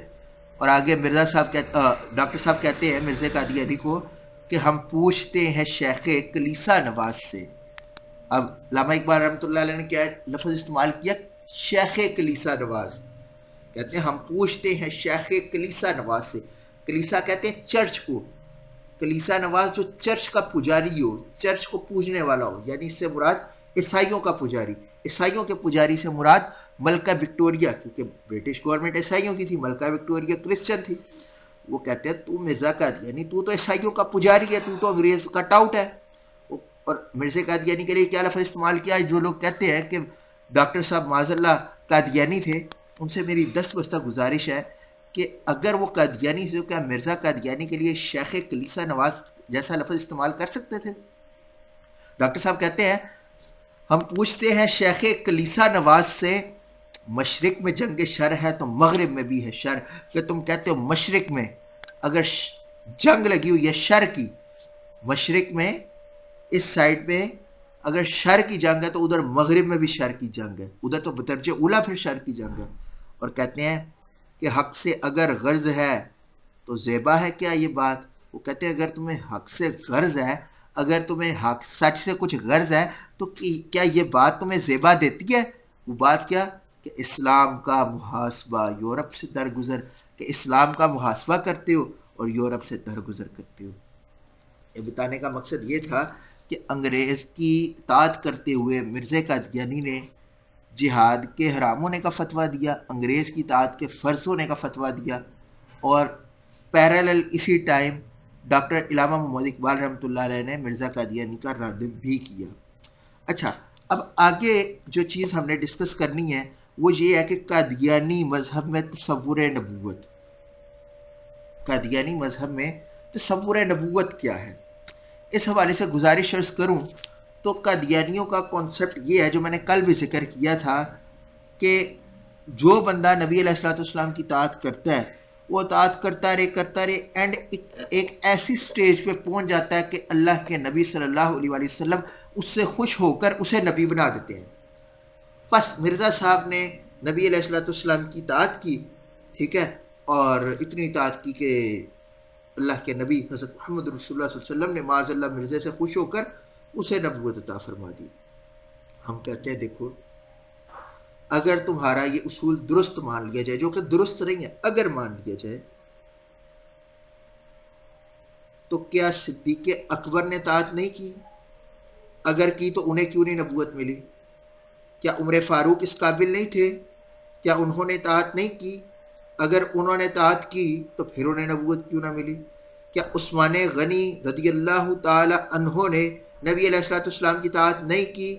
کیا حضرت علی شیر خدا مشکل کشا مولا مرتضیٰ رضی اللہ تعالی عنہ وکرم اللہ وجہہ الکریم ونور اللہ مرقدہ نے اللہ کے نبی علیہ الصلوۃ والسلام کی اطاعت نہیں کی؟ اگر انہوں نے اتنی اطاعت کی، اگر عشرہ مبشرہ نے بھی اطاعت کی، صحابہ نے بھی کی، کہ ان کی سند قرآن میں اللہ نے یوں بیان فرمائی کہ رضی اللہ عنہم ورضوا عنہ، کہ اللہ ان سے راضی، یہ اللہ سے راضی دنیا میں آنے کا مقصد پا گئے کہ دنیا میں آنے کا ہمارا مقصد کیا ہے؟ اللہ کی رضا ہے. ہم جو بھی کام کرتے ہیں، نماز پڑھتے ہیں، روزہ رکھتے ہیں، زکوٰۃ دیتے ہیں، حج کرتے ہیں، ختم نبوت کا کام کرتے ہیں، اللہ کی توحید کا کام کرتے ہیں، کچھ بھی کرتے ہیں، اس کا مقصد کیا ہے؟ مقصد جنت میں جانا نہیں ہے. نماز پڑھنے کا مقصد قطعاً یہ نہیں ہے کہ ہم جنت میں جانے کے لیے پڑھتے ہیں، روزہ قطعاً اس لیے نہیں رکھتے کہ ہم جنت میں جانے کے لیے رکھتے ہیں، بلکہ ہم یہ تمام اعمال و افعال اس لیے سر انجام دیتے ہیں کہ اللہ کی رضا اور خوشنودی حاصل کر لیں. کیوں؟ کیونکہ جنت بھی اسی کو ملے گی جس سے اللہ راضی ہوگا. تو صحابہ کلہم عدول، سب صحابہ عادل ہیں، سب صحابہ جنتی ہیں، اور ان کی جنت میں جانے کی سند سب کی قرآن میں اللہ نے بیان کر دی. کیا؟ رضی اللہ عنہم ورضوا عنہ، اللہ ان سے راضی ہو گیا، یہ اللہ سے راضی ہو گیا. میں نے کہا جن سے اللہ راضی ہو گیا انہوں نے نبوت کا اعلان نہیں کیا، تم کیسے ایک نٹنکی کو کہہ دیتے ہو کہ یہ اس نے نبی صلی اللہ علیہ وسلم کی اتنی اطاعت کی کہ اسے نبوت مل گئی؟ محدثین ہے، مفسرین ہے، شارحین ہے، امت میں لا تعداد بزرگان دین ہیں جن کی زندگیاں اتباع سنت میں گزری، جن کا اوڑھنا بچھونا اللہ کے نبی علیہ الصلوۃ والسلام کے فرامین تھے. اگر انہوں نے نبوت کا دعویٰ نہیں کیا تو تمہارا یہ اصول غلط ہے کہ مرزا نے اطاعت کی تو اسے نبوت مل گئی. اور مرزا نے کیسی اطاعت کی وہ اب آگے جائے. پہلے تو آپ کو بتایا مرزا اطاعت نبی علیہ السلام کی نہیں کرتا تھا، انگریز کی اطاعت کرتا تھا. یہ فراڈیا انگریز کی اطاعت کرتا تھا. اب مرزا نے نبی علیہ الصلوۃ والسلام کی کیسی اطاعت کی اس کی کچھ جھلکیاں اب آگے دکھاتا ہوں. اور اس اگلے میری گفتگو کا موضوع یہ ہے کہ قادیانیت اسلام کیوں نہیں. اچھا، اس کے بہت سارے جواب ہیں. اس موضوع پر یقین جانیے 24 گھنٹے کلام کیا جا سکتا ہے کہ قادیانیت اسلام کیوں نہیں. یہ ہمارے مسلمانوں کو سمجھانے کے لیے موضوع بڑا اہم ہے، اور قادیانیوں کو بھی دعوت اسلام دینے کے لیے بڑا اہم ہے کہ قادیانیت اسلام کیوں نہیں. پہلے ایک بات یاد رکھیں، قادیانیت ایک الگ مذہب ہے. میں نے جیسے شروع میں کہا تھا کہ یہ قادیانیت اسلام کے 180 ڈگری پیرالل، یعنی 180 ڈگری پیرالل یعنی متوازی، ٹھیک ہے، برابر پہ ایک الگ کلٹ ہے جس نے اسلام کی شناخت، اسلام کا نام استعمال کیا صرف اسلام کو بدنام کرنے کے لیے. ٹھیک ہے، قادیانیت کا ڈائریکٹ اسلام سے کوئی تعلق نہیں ہے. اب قادیانیت اسلام اس لیے نہیں ہے کہ قادیانیت میں وقت کم ہے. میں ایک اوور ویو دے دوں گا، اور یہاں پہ پھر وہی بات کہ ان ساری چیزوں کو اگر آپ ان ڈیٹیل جاننا چاہتے ہیں تو ہمارے یوٹیوب چینل ختم نبوت فورس کو لازمی جوائن کر لیں، وہاں فالو کر لیں. میں انشاءاللہ آپ کو وہاں پہ ڈیٹیل میں انفارمیشن ملتی رہے گی. پہلے بھی بہت مٹیریل ریسرچ بیسڈ ڈیٹا موجود ہے. یہ جتنی میں گفتگو کر رہا ہوں تمام گفتگو باحوالہ وہاں پہ موجود ہے. اوریجنل سکینس ریفرنسز ہم نے ویڈیو میں شو کیے ہوئے ہیں. یہاں پہ میرے پاس سہولت نہیں ہے کہ میں آپ کے پاس اپنا اسکرین شیئر کر کے اسکین شیئر کر سکوں، یا اگر ہو بھی تو مجھے اس کا علم نہیں. میرا جو اس وقت کنسنٹریشن ہے وہ گفتگو کی طرف ہے، کلام کرنے پر ہے نہ کہ دکھانے پر. آپ وہاں پہ دیکھ سکتے ہیں. پہلی چیز یہ بتا دوں کہ قادیانیت میں تصور خدا جو ہے، مرزا قادیانی نے اپنی کتابوں میں 3 قسم کے خداؤں کا تصور پیش کیا. ایک جگہ پہ وہ کہتا ہے کہ میں نے خواب میں پتہ نہیں کسی چڑیل بلا کو دیکھا، اس کا نام تھا کالا، میں نے صبح اٹھ کے یقین کر لیا یہ خدا ہے. ایک جگہ پہ دیکھتا ہے میں نے ایک کالو نام کے کسی بندے کو خدا بنے دیکھا.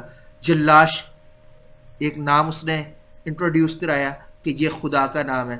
ٹھیک ہے، اب قادیانی اس کی تعویل کرتے ہیں. یہ لاش کا مطلب ہے یا لام الف لا شین، یہ لاش ہے، اس کا کہتے ہیں مطلب ہے یا لا شری. کیسے الو کے پٹھے ہیں. میں نے قادیانی کو کہا یہ تمہاری تعویل باطل ہے. وہ کہتا ہے تعویل باطل کیا ہوتی ہے؟ میں نے کہا یہ تعویل وہ ہے جو عقل فہم سے دور ہے. کلمہ صریح میں تعویل کی گنجائش نہیں ہوتی، یہ تعویل باطل ہے. کہتا مجھے باطل تعویل کی سمجھ نہیں. میں نے کہا اچھا. میں نے کہا میں تم کتے کے بچے ہو، تم میری بات برداشت کرو گے؟ کہتا نہیں یہ گالی ہے. میں نے کہا نہیں گالی نہیں ہے یار، میں تمہیں کتے کا بچہ اس لیے کہہ رہا ہوں کہ کتے کی ایک صفت ہے کہ کتا بڑا وفادار جانور ہے. تمہارا جو باپ ہے ایک بڑا وفادار شخص ہے، وہ جن کے پاس جاب کرتا ہے جو اس کے مالکان ہیں ان کا بڑا وفادار ہے، اور تم کیونکہ اس وفادار آدمی کے بیٹے ہو تو اس لیے میں تم کتے کا بچہ تمہیں کہہ رہا ہوں کہ تم ایک وفادار کے بچے ہو. کہتا نہیں نہیں نہیں یہ تم غلط تعویل کر رہے ہو. میں نے کہا سمجھ آ گئی یہ ہوتی ہے تعویل باطل، کہ جو بنتی نہیں ہے ایسی آپ بے تکی چیزیں اوپر نیچے سے جوڑ کے دائیں بائیں سے جوڑ کے تعویل کر دیتے ہیں. ٹھیک ہے، یہ کلمہ صریح ہے، اس میں تعویل کی گنجائش نہیں. بہرحال قادیانیت اسلام کیوں نہیں، اس حوالے سے میں یہی عرض کر رہا تھا. قادیانیت میں تصور خدا وہ آپ کو بتا دیا. قادیانیوں میں تصور نبوت ہے، وہ آپ کو بتایا کہ جو بھی اطاعت کر لے اسے نبوت مل جاتی ہے. تو پھر ہم یہ بھی کہتے ہیں جو بھی اطاعت میں پھر عورتیں بھی ہیں. اگر کوئی عورت اتنی اطاعت کر لے، مرزا قادیانی سے زیادہ اطاعت کر لے، تو کیا اسے نبوت مل جائے گی؟ نمبر 2 ایک بڑی اہم بات ہے. وہ بات یہ ہے کہ قادیانی کہتے ہیں نبوت جاری ہے، نبی علیہ الصلوۃ والسلام کے بعد اور بھی نبی آ سکتے ہیں. لیکن ان کا یہ کانسیپٹ بڑا ایک بھونڈا سا کانسیپٹ ہے. اس کی وجہ پتہ ہے کیا ہے؟ اس کی وجہ یہ ہے کہ یہ مرزا قادیانی سے پہلے بھی کسی کو نبی نہیں مانتے، مرزا قادیانی کے بعد بھی کسی کو نبی نہیں مانتے. یہ وہ پوائنٹ ہے جہاں پہ آ کے قادیانی کی نکلتی ہیں چیخیں جب ان کے سامنے ہم بات کرتے ہیں. نبی علیہ الصلوۃ والسلام کے بعد مسلمہ کذاب سے لے کر بہاؤلہ ایرانی تک بہت سے لوگ ہیں جنہوں نے نبوت کے جھوٹے دعوے کیے. مرزائی کسی کو بھی نہیں مانتے. ہم کہتے ہیں اگر تم کہتے ہو نبوت جاری ہے اور مرزا نبی ہے تو تمہیں مرزا سے پہلے ان لوگوں کو بھی نبی ماننا پڑے گا جنہوں نے نبوت کے دعوے کیے ہیں. اور اگر تم کہتے ہو نبوت جاری ہے تو مرزا کے بعد آج کے دور میں بڑے لوگ زندہ ہیں. جرمنی میں زاہد خان نام کا بندہ بیٹھا ہوا ہے، طاہر نسیم نام کا بندہ قتل ہو چکا ہے، مودود انڈیا میں بیٹھا ہوا ہے، عبد القادر ملہم کینیڈا میں بیٹھا ہوا ہے، اور بے شمار نام ہے جو مجھے زبانی نہیں یاد جنہوں نے عصر حاضر میں نبوت کے جھوٹے دعوے کیے ہوئے ہیں. ہماری ان کے ساتھ ڈیبیٹس بھی ہوتی ہیں، کنورسیشنز ہوتی ہیں، ہم ان کو پیش کرتے ہیں قادیانیوں کے سامنے کہ پتر انہیں بھی پھر نبی تسلیم کر لو، لیکن نہیں مانتے. تو پتہ چلا کہ یہ صرف دین اسلام میں رخنہ ڈالنے کے لیے مرزا قادیانی کو نبی مانتے ہیں. ان کی نبوت کی فیکٹری کسی اصولی بنیادوں پہ نہیں کھڑی، یہ کھوکھلی بنیادوں پہ کھڑی ہے. ٹھیک ہے، اور مرزا قادیانی کو جو ٹارگٹ دیا گیا تھا کہ تم نے نبوت کا جھوٹا دعویٰ کرنا ہے، اور آپ کو میں نے کیا بتایا تھا کہ سروے میں بتایا گیا کہ مسلمانوں کا ایک سینٹر پوائنٹ ہے، اور وہ سینٹر پوائنٹ جو ہے وہ ان کے نبی کی ذات ہے، ان کے نبی حضرت محمد رسول اللہ صلی اللہ علیہ وسلم کی ذات ہے. تو مرزا قادیانی کو صرف اس لیے نہیں لانچ کیا گیا کہ تم نے نبوت کا دعویٰ کرنا ہے، اسے کہا گیا تم نے معاذ اللہ محمد ہونے کا دعویٰ کرنا ہے. تم کو میں محمد ہوں پھر لوگ تمہارے ساتھ جڑیں گے.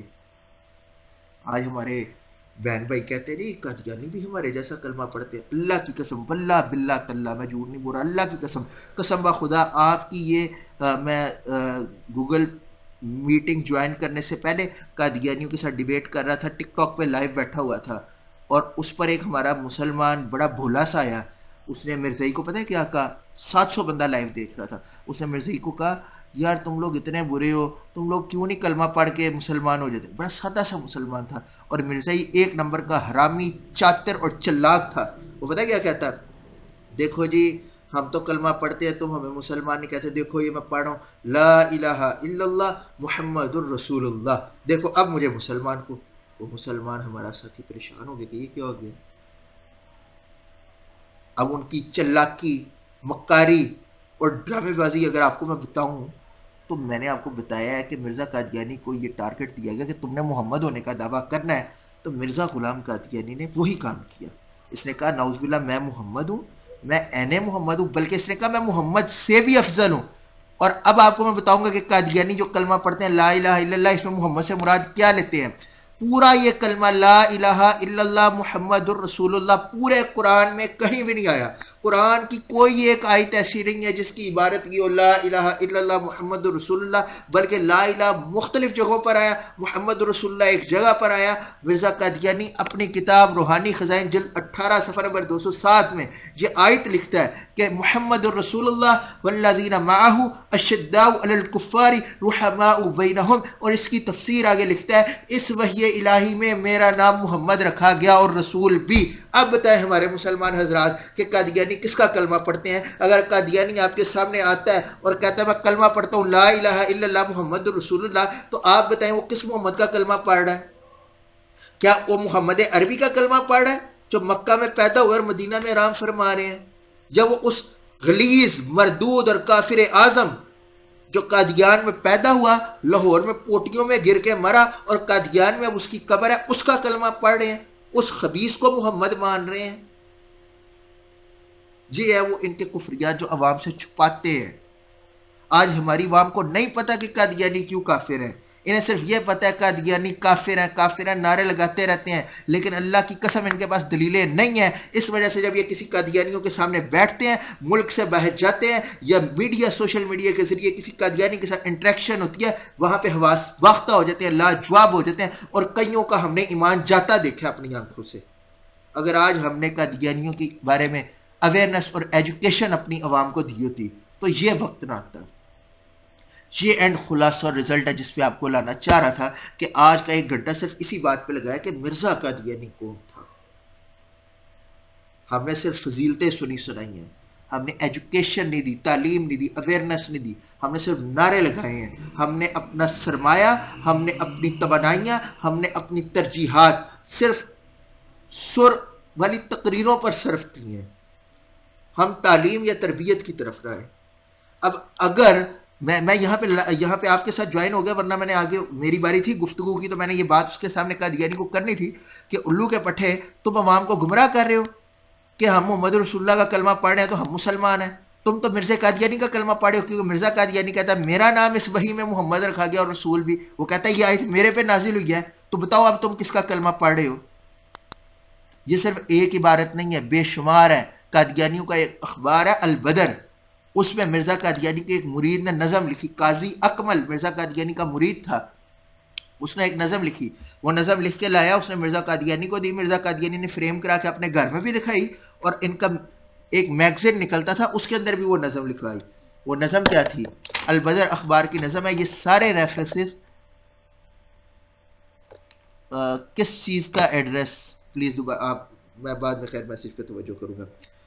یہ ساری نظم، اس کا اوریجنل سکین اخبار کا اوریجنل پیج ہمارے یوٹیوب چینل ختم نبوت فورس پہ آپ کو مل جائیں گے، وہاں پہ دیکھ لیں. نظم کے کفری الفاظ کیا ہے؟ نقل کفر، کفر نہ باشد. مرزا قادیانی کا مرید لکھتا ہے محمد پھر اتر آئے ہیں ہم میں، اور آگے سے ہیں بڑھ کر اپنی شان میں.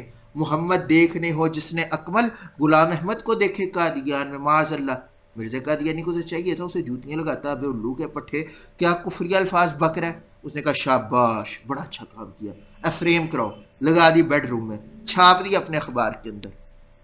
قادیانی کبھی بھی عوام الناس کو یہ نہیں بتاتے جی اس نے نبی صلی اللہ علیہ وسلم کی اطاعت کی، اتنی اطاعت کی کہ اسے نبوت مل گئی، یا بے اطاعت نہیں کی، اس بے غیرت نے نبی علیہ السلام کے مسند نبوت پر ڈاکہ زنی کی. ایک اور حوالہ نوٹ کر لیں، مرزا قادیانی کی اپنی کتاب ہے، تصنیف ہے روحانی خزائن جلد 16، اور یہاں پر یہ بھی میں آپ کو بتاتا چلوں کہ معیار نبوت میں یہ بھی شرط ہے، آج تک جتنے بھی نبی آئے، آج تک جتنے بھی نبی آئے، کسی نے بھی کتاب نہیں لکھی، کوئی بھی نبی مصنف نہیں تھا، کوئی بھی نبی آتھر نہیں تھا، انبیاء پر کتابیں نازل ہوئی ہیں، انہوں نے خود نہیں لکھی۔ مرزا قادیانی ایسا خبیث ہے، 83 کے قریب کتابیں لکھی ہیں۔ اب بتاؤ، آج تک قادیانیوں سے پوچھنا چاہیے نا، جتنے نبی ہے کسی نے کتاب نہیں لکھی، تم اسے کس بیس پہ پھر نبی مان دو؟ بہرحال مرزا قادیانی کی کتاب روحانی خزائن جلد 16 پیج نمبر 259، سوری روحانی خزائن جلد 16 پیج نمبر 259، جی ٹھیک ہے۔ مرزا قادیانی عربی میں کیا لکھتا ہے؟ کہتا ہے وَمَنْ فَرَّقَ بَيْنِي وَبَيْنَ الْمُصْطَفَى فَمَا عَرَفَنِي وَمَا رَآ، بالکل آسان عربی ہے، آپ بھی جان سکتے ہیں، مجھے ترجمے کی ضرورت نہیں۔ من وَمَنْ فَرَّقَ، اور جس نے فرق کیا، بینی میرے میں، وَبَيْنَ الْمُصْطَفَى اور مصطفیٰ میں، آگے کیا کہتا ہے؟ فَمَا عَرَفَنِي، اس نے مجھے نہیں دیکھا، وَمَا رَآ، اور اس نے فَمَا عَرَفَنِي اور مجھے نہیں پہچانا، وَمَا رَآ اور مجھے نہیں دیکھا۔ مرزا قادیانی تو کہہ رہا ہے جس نے مجھ میں اور محمد رسول اللہ میں فرق کیا، اس نے تو مجھے پہچانا ہی نہیں ہے۔ مرزا قادیانی کا بیٹا اپنی کتاب ریویو آف ریلیجنز، کتاب کا شمارہ نمبر 3 ہے، صفحہ نمبر 105 ہے، اس میں لکھتا ہے اس بات میں کوئی شک رہ جاتا ہے کہ قادیان میں اللہ نے پھر محمد صلی اللہ علیہ وسلم کو اتارا، اپنے وعدے کو پورا کیا۔ وہ تو کہتے ہیں اللہ کا وعدہ تھا کہ محمد صلی اللہ علیہ وسلم کا دوسرا جنم آئے گا، اور وہ جو دوسرا جنم ہوگا پہلے سے زیادہ جو ہے نا وہ مضبوط اور اچھا ہوگا، کیونکہ پہلے جنم میں نبی صلی اللہ علیہ وسلم دین کی تبلیغ نہیں کر سکے۔ یہی کلمۃ الفصل مرزا قادیانی کے بیٹے کی کتاب ہے، اس میں مرزا قادیانی کا بیٹا لکھتا ہے کہ مسیح موعود یعنی مرزا قادیانی کوئی الگ چیز نہیں بلکہ وہ وہی ہے۔ وہ کہتا ہے نبی علیہ الصلوۃ والسلام نے فرمایا کہ مسیح موعود کوئی الگ چیز نہیں بلکہ وہ میں ہی ہوں جو بروزی طور پہ آؤں گا۔ اور مرزا قادیانی کے بیٹے کو سوال کیا ایک قادیانی نے، کسی قادیانی کو حوالہ چاہیے وہ 1 سیکنڈ سے پہلے حوالہ دیں گے، اور آپ مسلمان بہنوں کے لیے گزارش ہے یہ ریفرنس سارے ہمارے یوٹیوب چینل پہ پڑھے ہوئے ختم نبوت فورس پہ۔ ایک قادیانی نے مرزا قادیانی کے بیٹے سے سوال کیا، اس نے کہا جی ہر نبی کا نیا کلمہ ہوا ہے، ہم ایک نئے نبی کے ماننے والے ہیں، ہمارا نیا کلمہ کیوں نہیں ہے؟ مرزا قادیانی کا بیٹا کہتا ہے ہمیں کسی نئے کلمے کی کوئی ضرورت نہیں، کیونکہ ہم کلمے میں محمد سے مراد مرزا قادیانی کو لیتے ہیں، ہاں اگر کوئی اور نبی آتا تو ہمیں ضرورت پڑتی۔ اب کہاں گئی قادیانیوں کی وہ ڈرامے بازی کہ کلمے میں محمد سے مراد مرزا قادیانی کو لیتے ہیں؟ اور میں قسم با خدا پھر کہہ رہا ہوں، میں جتنی گفتگو کر رہا ہوں با حوالہ کر رہا ہوں، میں ایک لفظ ایک نقطہ بھی اپنے پاس سے شامل نہیں کر رہا۔ یہ ہے قادیانیوں کے ہاں معیار نبوت، اور یہ ہے قادیانیوں کا ریئل اسلام۔ آخر میں ایک اور چند منٹ کی گفتگو چاہوں گا کیونکہ وقت مکمل ہو چکا ہے، کہ پاکستان میں قادیانی حقوق، کیونکہ رمضان شریف گزر جائے گا، وقت کا پتہ نہیں لگتا، فٹافٹ ابھی بڑی عید بھی آ چلی ہے، اور پچھلی بڑی عید پہ الحمدللہ وہ پنجابی میں کہتے ہیں کہ مرزیاں نو ٹنگ کے رکھتا سی ہمارے مسلمان ساتھیوں نے، اس اعتبار سے کہ مرزائی جو قربانی کرتے تھے، دیکھیں قربانی کرنا دین اسلام کا شعار ہے، دین اسلام کی نشانی ہے، دین اسلام کی شناخت ہے، کوئی کافر دین اسلام کی شناخت نہیں استعمال کر سکتا۔ تو اس پر مختلف صحافیوں نے اور مختلف لنڈے کے اور قادیانی نواز وکیلوں نے اور قادیانی وکیلوں نے یہ ایک پراپاگنڈا پاکستان اور اسلام کے خلاف کیا کہ پاکستان میں قادیانیوں کو ان کے حقوق نہیں دیے جاتے۔ آپ سے بھی کوئی بات کر سکتا ہے جی، جب بات ہوتی ہے پاکستان میں دیگر بھی مائنورٹیز ہیں، عیسائی بھی رہتے ہیں، سکھ بھی رہتے ہیں، یہودی بھی رہتے ہیں، سارے رہتے ہیں، ہندو بھی رہتے ہیں، لیکن قادیانیوں کے خلاف اتنا شدید رویہ کیوں؟ آج میرا دوسرا دن ہے، قادیانی قادیانی قادیانی، کل تیسرا دن بھی یہی ہوگا، تو بھئی دیگر بھی مائنورٹیز ہیں، دیگر بھی اقلیتیں ہیں، قادیانی ہی کیوں؟ تو پہلی بات یہ ہے کہ قادیانی عام کافر نہیں ہے بلکہ یہ گستاخ ہیں، قادیانی زندیق ہیں۔ گستاخ کیوں ہے اس کی دلیل آپ کو سابقہ گفتگو میں مل جائے گی۔ قادیانی زندیق ہے، زندیقیت عام کفر سے نیکسٹ لیول کا درجہ ہے۔ زندیق وہ کافر ہوتا ہے جو اپنی کفریہ سرگرمیوں کو اسلام کا نام دیتا ہے۔ اور نمبر 2 بات کہ قادیانیوں کو حقوق نہیں دیے جاتے تو یہ جھوٹ ہے، یہ صرف اسلام اور مسلمانوں کے خلاف اور پاکستان کے خلاف ایک فیک پراپاگنڈا ہے۔ اس کی وجہ یہ کہ دیکھیں پاکستان میں یہ سرکاری ادارے ہیں یا غیر سرکاری یا نیم سرکاری، قادیانی ان تینوں اداروں میں موجود ہے. پاکستان کے سرکاری اداروں میں بھی قادیانی ہے، غیر سرکاری اداروں میں بھی ہے، نیم سرکاری اداروں میں بھی ہے. ٹھیک ہے. پاکستان میں قادیانیوں کو ہر قسم کا حق دیا جا رہا ہے. انہیں کاروبار کرنے کا حق ہے، انہیں نوکری کرنے کا حق ہے، انہیں ہر چیز. پاکستان کی ٹیکسٹائل انڈسٹری میں قادیانی ہے، پاکستان کی فوڈ انڈسٹری میں قادیانی موجود ہے، پاکستان کی میڈیا انڈسٹری میں قادیانی موجود ہے، پاکستان کی ریئل اسٹیٹ انڈسٹری میں قادیانی موجود ہے. ہر جگہ پہ قادیانی ہے. بھائی کون حق نہیں دے رہا؟ سارے دے رہے ہیں. لیکن اب میں آپ کو بتاتا ہوں وہ کون سا حق ہے جو قادیانی مانگتے ہیں یا لینا چاہتے ہیں، اور پھر یہ عوام فیصلہ کرے. آپ بتائیں کہ وہ حق ہم دے سکتے ہیں کیا؟ میری بہنوں، قادیانی پاکستان میں یہ حق چاہتے ہیں کہ انہیں آپ کے اور میرے سامنے سر بازار سر عام پاکستان میں مرزا غلام قادیانی کو محمد رسول اللہ کہنے کا حق دیا جائے. قادیانی یہ حق چاہتے ہیں کہ پاکستان میں رہ کر مرزا قادیانی کی ناپاک بیوی کو ام المومنین کہہ سکے. پاکستان میں قادیانی یہ حق چاہتے ہیں کہ پاکستان میں رہ کے مرزا قادیانی کے مرتد دوستوں کو صحابہ کہہ سکیں. قادیانی یہ حق چاہتے ہیں کہ پاکستان میں سر عام مرزا قادیانی کے خاندان کو اہل بیت کہہ سکیں.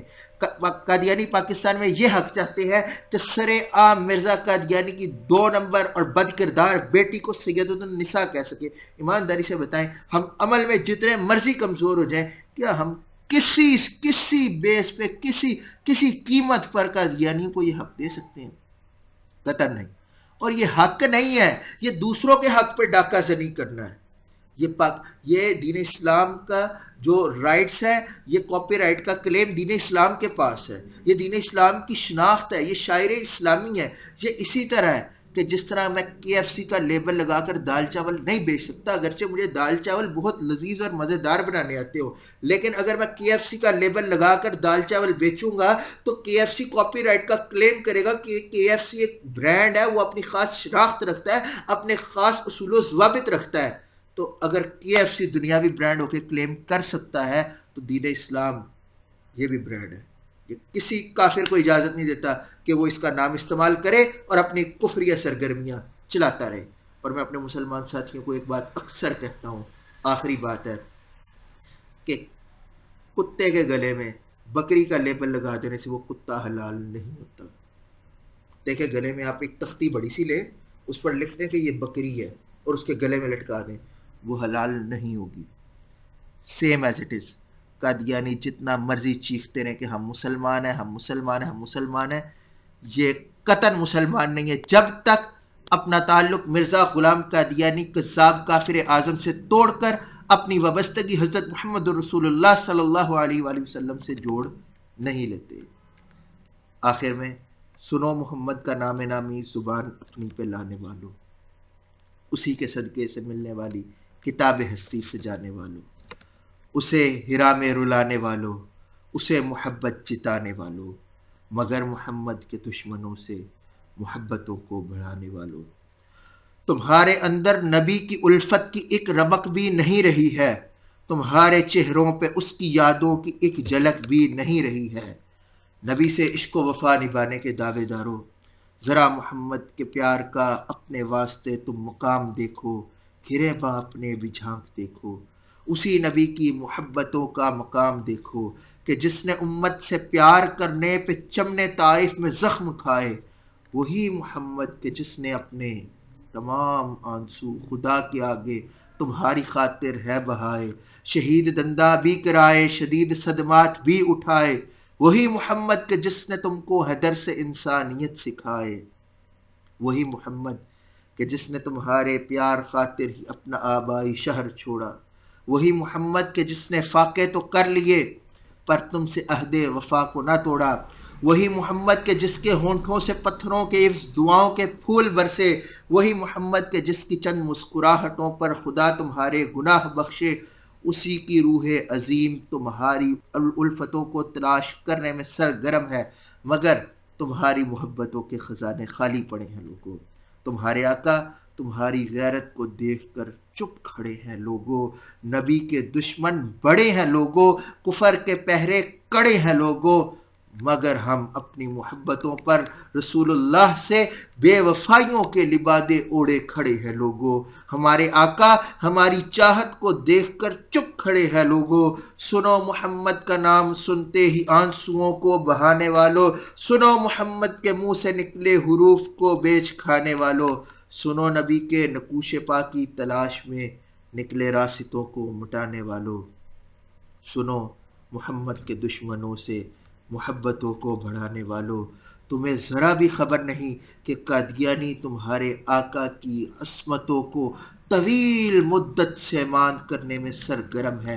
وہ کب سے تمہاری بے بسی اور بے حسی پر خوشی کے نعرے لگا رہے ہیں، نبی کے دین کو مٹا رہے ہیں، بنائے اسلام ڈھا رہے ہیں، تمہیں تمہارے عظیم آبا سے ملنے والی میراث عشق محمدی کو مٹا رہے ہیں۔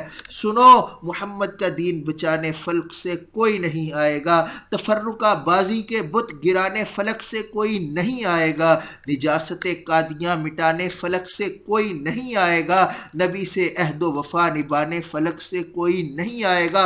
سنو محمد کے بے وفاؤ، تمہیں کو اپنے نبی سے وعدے نبھانے ہوں گے، تمہیں کو امت کو ایک راستے پہ لانا ہوگا، تمہیں کو دشمنان امت دبانے ہوں گے، تمہیں کو فتنہ قادیاں کو مٹانا ہوگا۔ نبی سے عشق و وفا نبھانے کے دعوے داروں، تمہیں محمد کا عشق اب بھی پکارتا ہے، خدا بھی بھٹکے ہوں کے راستے سنوارتا ہے۔ چلو خدا را، چلو خدا را، چلو خدا را، منافقت کے قبیح لبادے اتار ڈالے، نبی کے دشمن اجاڑ ڈالے، خدا کی رحمت پکار ڈالیں، چلو کہ فتنہ قادیاں کو جڑوں سے اس کی اکھاڑ ڈالیں، چلو کہ اپنے لہو کو عشق محمدی پر نثار کر ڈالیں۔ وآخر دعوانا ان الحمد للہ رب العالمین۔